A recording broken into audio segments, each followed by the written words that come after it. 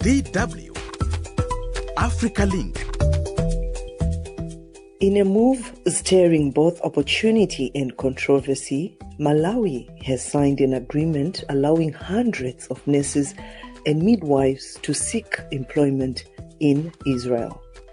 While Malawi's government frames it as a solution to unemployment and a chance for skill development, critics question the ethics, timing, and long-term impact of the deal. What does this decision mean for Malawi's already under-resourced healthcare system and for the professionals heading abroad? That's what's coming up. My name is Josephine Mahachi. Welcome to Africa Link, the podcast that connects you to the stories that matter from Africa. Africa Link, every weekday here on DW. With high unemployment among healthcare professionals, a Malawi-Israel agreement is set to deploy trained nurses and midwives in Israeli health institutions.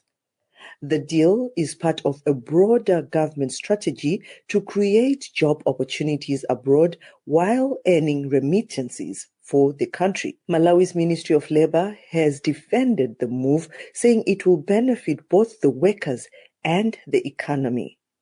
However, the decision has sparked debate. Critics argue that Malawi's own health system is under-resourced and can't afford to lose skilled personnel.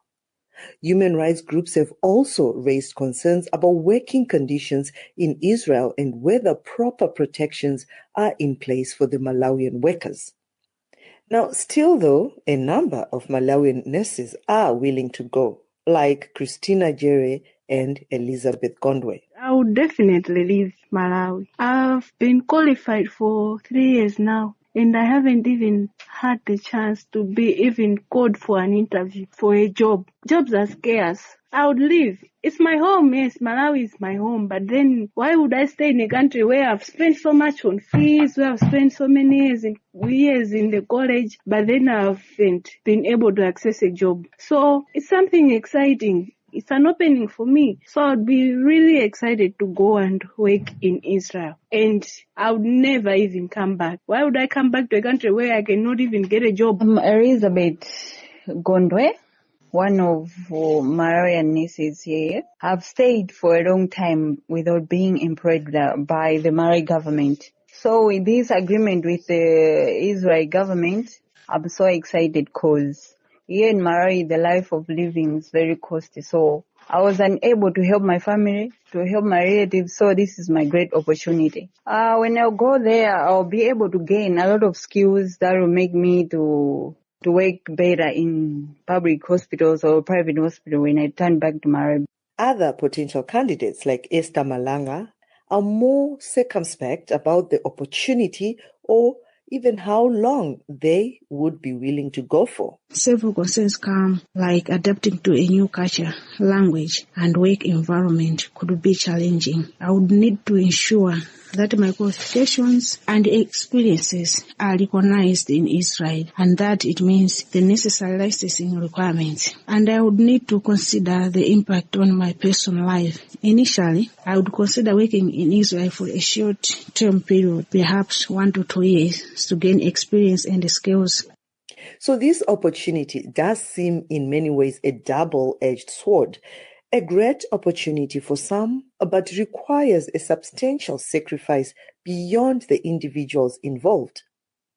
Now, joining me to explore this further is DW's correspondent George Mango, based in Blantyre, and Messi Mwalilno, who is a practicing midwife in Malawi. I'll start with you, George. If you can just tell us the current situation as our reporter on the ground. They're saying that this is just in addition to the already existing deal between the Israeli government and then the Malawian government. And the Minister of Labor, Peter Dimba, has been saying this publicly, that this time around they want to start sending nurses and midwives to work there on a government-to-government deal, and they're not allowing any recruiting agents to zero in on this one. And what they have also been saying is that they want to ensure that those nurses and midwives who are not employed after graduating from different public universities in Malawi, just like other colleges owned by the Christian Health Association, they should be able to be recruited. And then when they get back, they should be able to,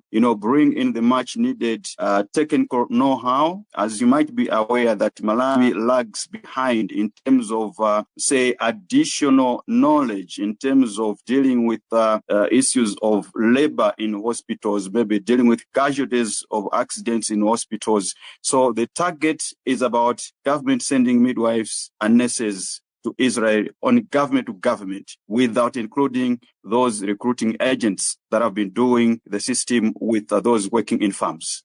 Right.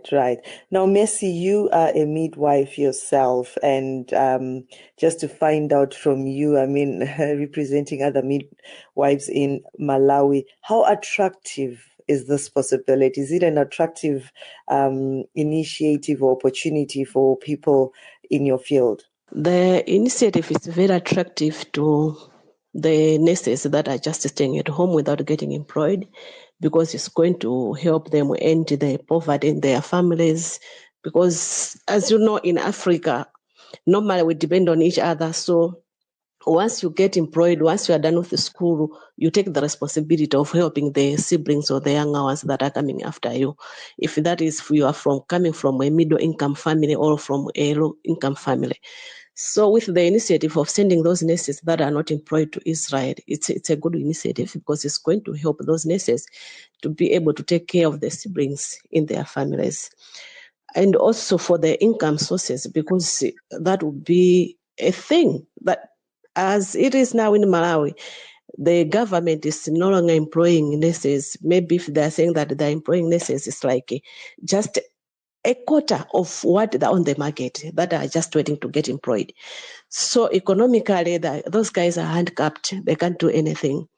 That's when now they decide to come in like getting locums, which is like they're getting about 4,800 a day, which is almost $2 on daily basis, which is just too little. So the initiative is very much welcome, so that those guys should find something to do.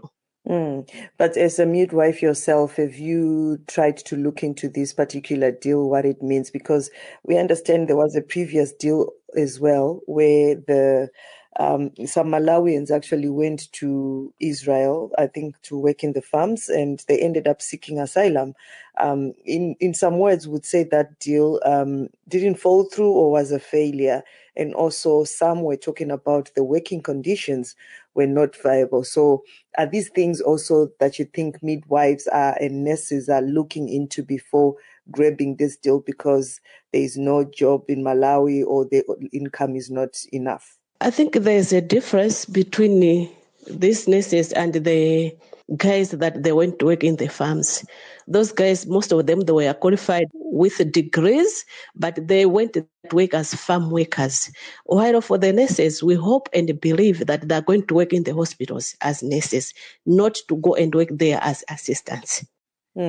How are you going to ensure that the government has looked into exactly what the nurses are going to be doing in Israel? We're also talking of a country that is termed dangerous, Israel reputation versus that of America, Europe, and China. So how would you ensure that at least the government has done their due diligence to check that you as a nurse, you as a midwife, you're going to work in hospitals or in clinics in Israel and not other jobs? I hope we'll see when the first group goes, and maybe we'll be able to know what's this condition or the situation that they find themselves to be in. Is this how it's supposed to be, that let's wait for the first batch, or you're supposed to hold government accountable to say, please send, the health minister or whatever beforehand to go and check what the deal looks like, not before you've sacrificed the first deal, whether it goes well or not? Since the Malawi government, they are finalizing this deal in conjunction with the Nurses and Midwives Organization of Malawi. this organization is the one that is responsible into looking into all those conditions for the nurses before sending them there. So Charles Mensah, who is the president of the NORM, which is the Nurses Organization of Nurses, has promised for the good working conditions for the nurses that they are sending there. If I remember well, some 3 years ago, they sent some nurses as well to India, of which is not part of Europe or Israel. And we don't have any problems with the nurses that are working there. The only thing is that they bypassed the government, so the government stopped the deal of sending those nurses to India. So this time now they are working in conjunction with the government. So we understand and we believe that the working conditions there, they have also looked them into it before sending the nurses there, just as they did with India before sending the nurses that they sent there. Right.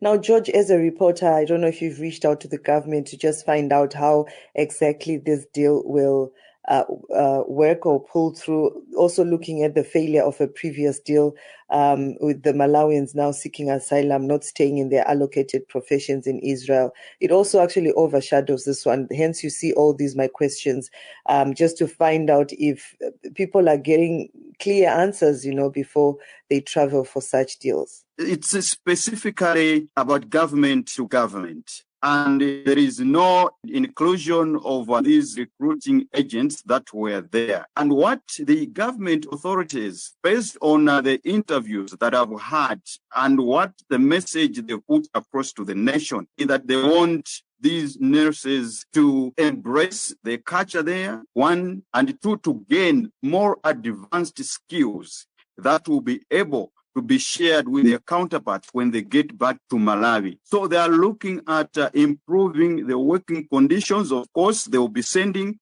a team, and a team was already there in Israel to look at where do they place these nurses and midwives. And specifically, according to government, through the labor ministry, they have said that these nurses are going to work for social demanding kind of work, be it maybe in public hospitals more especially. And the difference also comes in the fact that since this is a government-to-government deal and nurses are involved, security-wise, they say that everything is going to be put in place as they have already started working on it, because they are saying that first team, it will comprise 500 nurses. And the deal is already getting completed so that the first team of nurses, 500 of them, should be able to travel there at any time very soon. And they're also looking at, championing the relations between the government of Malawi and Israel. As you might be able to know that the relationship got indeed hot by opening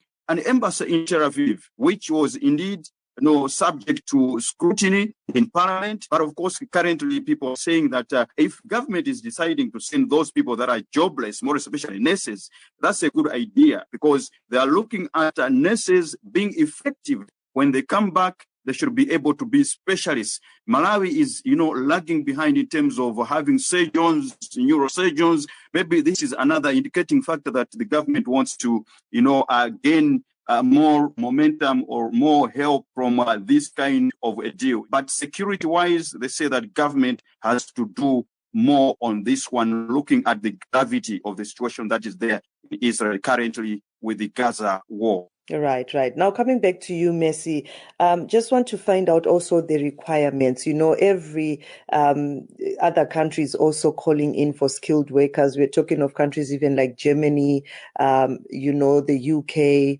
So on this one, are there also clear requirements that Israel is looking for when it comes to the nurses from Malawi? As of now, the nurses organization of nurses and midwives in Malawi haven't come out openly, but they've just said that we'll come back with the requirements that are needed.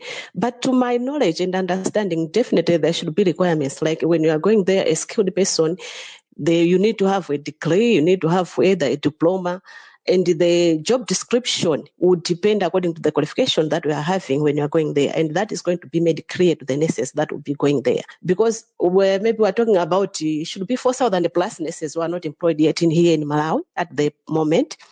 So definitely they comprises of different cadres, like the nurses and midwives with a diploma and those with a degree. In terms of language, Malawi are an English-speaking language, so definitely those that are going there should be able to communicate in English and understand English. And I just want to find out also in terms of some nurses that are not willing to go there. Is this a free will type of deal, or you are told you must go to Israel? No, this is a free type of will. They cannot force somebody to go who is not willing. With this war that is there between Israel and these other countries, it's like others are in dilemma, others are willing to go and take a risk. So it depends, it's personal, it's not something that they're enforcing each and everyone who is not working to go.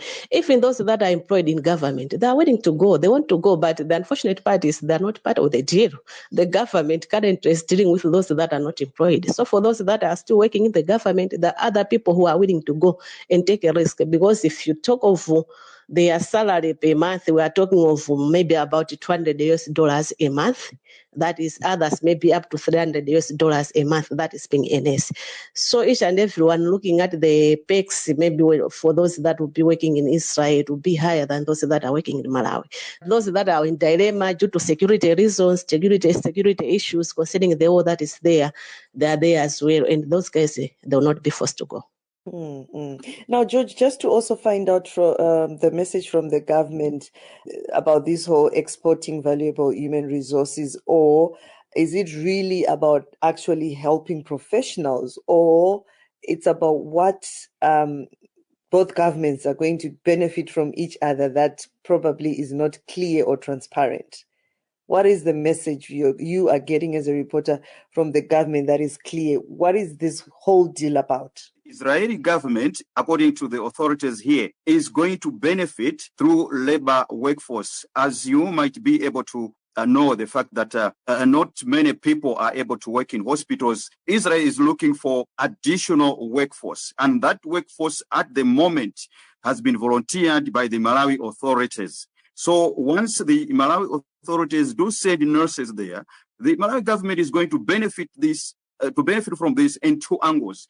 One, through job creation, which has been a campaign through by the current government, or a long creation of 1 million plus jobs. So it means in the other way round, jobs have been created for these Malawians, though creation coming from Israel.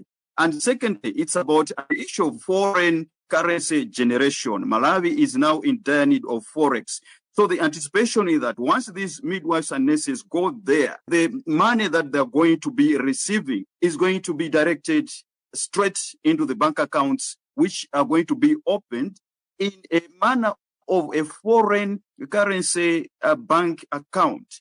They will be able to access these kind of monies once they come back. A little bit of it, of course, they'll be able to be receiving what's there. Suffice to say that this government-to-government deal, according to Peter Dimba, the Minister of Labour, it is part and parcel of revamping the diplomatic relations that have been there or created by this government since 2020, when the MCB-led government got into power. It's an advanced deal, not like that one of engaging recruiting agencies, because nurses and midwives are vehemently needed back in the country because of the shortage. Currently, we're talking about one nurse treating about maybe 1,000 plus, which is not a good figure.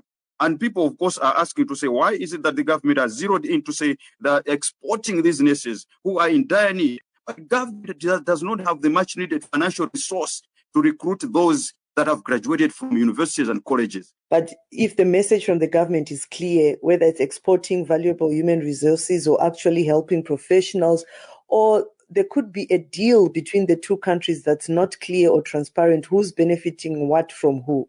I think there must be a deal between the government, but they are not clear on that. But to my understanding, and maybe from the previous group that they went there as farm workers, I think the government will be benefiting something from there, in the sense of that those salaries are supposed to be sent in Malwaian accounts. They can't access them while they're still there. So in so doing, there's economic gains for the Malawi country, because they'll be able to generate enough forex.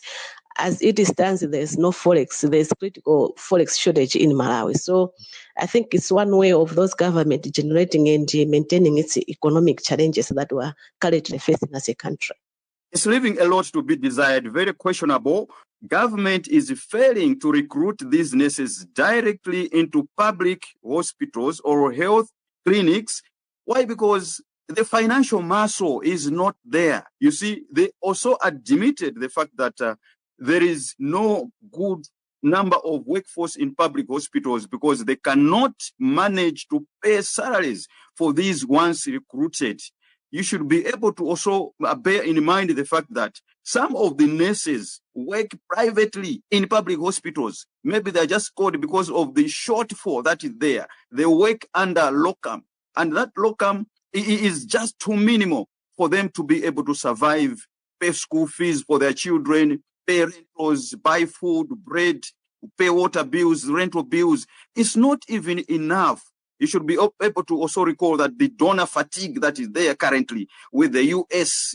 donor aid fatigue or pulling out, that's another contributing factors because some of these nurses were being paid by other organizations, placed in these public hospitals, but they were being paid by, different organizations, not the government. But the public is indeed questioning to say, why send these nurses when you have a deficit in these hospitals? Malawian midwife Mercy Maulino and DW's correspondent George Mango in Blantyre, many thanks for joining us. At the Africa Link podcast, we always look across the continent to see how the stories we're dealing with play out or at times even overlap. And unfortunately, with serious funding cuts this year, a number of national healthcare systems across Africa have taken a severe knock and are being forced to make tough choices. My colleague and producer Kai Nebe has got an update on this. Yes, Josie. The funding cuts, specifically those of USAID, are already having an impact on the healthcare systems in South Africa, Zambia, and East African nations like Uganda, but of course not limited to those countries. But there have also been other sub-Saharan African countries that have pursued similar policies to that of Malawi regarding the employment of healthcare workers. And we can look across to Zimbabwe, which has been in the news recently after the government was forced to field allegations that their healthcare system was collapsing. Linda Masarira, a political activist, launched a petition to appeal to Zimbabwe's President Emerson Mnangagwa to intervene in stopping preventable deaths that are occurring in Zimbabwean health facilities. More than 60% of Zimbabweans are dying prematurely due to lack of access to basic health care. The petition is a call to action demanding the government of Zimbabwe to make basic health care free and accessible for all and urgently introduce universal free treatment. Every well-meaning Zimbabwean should sign this petition to stand in solidarity with the most vulnerable amongst us. Now, while it must be said that Zimbabwe and Malawi have different outlooks regarding healthcare, local media in Zimbabwe have reported that the government has stopped over 4,000 local nurses from taking jobs in foreign countries to prevent further strain on an already fragile public healthcare system. And unlike the government-sponsored program in Malawi with the agreement with Israel, the World Health Organization estimates that since 2019, over 4,600 Zimbabwean public health sector workers emigrated to countries such as the United Kingdom, Australia, and New Zealand. Remember, this became a very big deal during the COVID pandemic when there were many people from Southern Africa in those countries trying to help people during the COVID pandemic. And poor pay was mainly blamed for the emigration. On average, a qualified nurse in Zimbabwe earns only $255 US a month, while the Zimbabwean Nurses Association says the minimum living wage should be more around $840 US per month. And taking all this together, adding the loss of valuable healthcare professionals, international funding cuts have added even more pressure to Southern Africa's health services. So the next few months, where these healthcare funding cuts are going to be felt more and more, are going to be very crucial for these systems to survive. Well, we certainly hope they can, and we will be keeping you, the listeners, in the loop on this podcast. Thanks a lot, Kai Nebe. That's it for this edition of Africa Link. Remember, you are not just a listener, but a crucial part of our community, and your engagement can shape the direction of our discussions.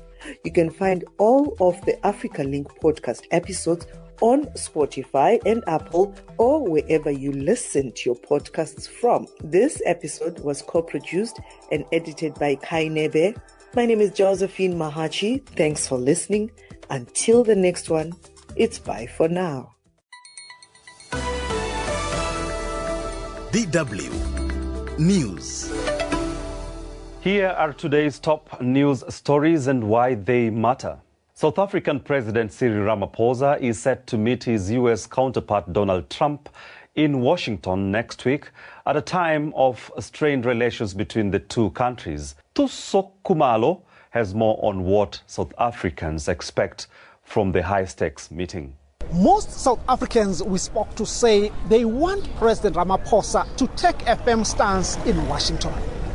With the meeting expected to reset the strategic partnership between the two nations, citizens are calling for a discussion rooted in mutual respect and for the president to defend South Africa's sovereignty. The U.S. administration has openly criticized several of South Africa's policies. Washington suspended certain aid to South Africa and in March expelled South Africa's ambassador. Pretoria, in response, has called Trump's allegations entirely politically motivated and says they undermine South Africa's constitutional democracy. Sticking to southern parts of the continent, and Malawi has allowed its extended credit facility with the IMF to lapse, ending $100 million financial arrangement many considered vital for economic stability. So what is extended credit facility? Commonly known as ECF, it is a loan program from the International Monetary Fund that provides money to developing nations at very low interest rates. Countries get this money to help fix economic problems, but must follow specific rules about how they manage their economy in return. It's like financial support with strings attached. And what does the bold move by Malawi to allow this facility to end means? Betha Bangara Chikadza, the president of Economics Association of Malawi, puts this into perspective. It's a decisive decision, I think, that as a country we had to make. Probably also it's one way of showing the IMF that as a country we need a discussion table on the IMF table, so that whenever conditions that accrue to an ECF come, as a country we also have a say. Now, how do you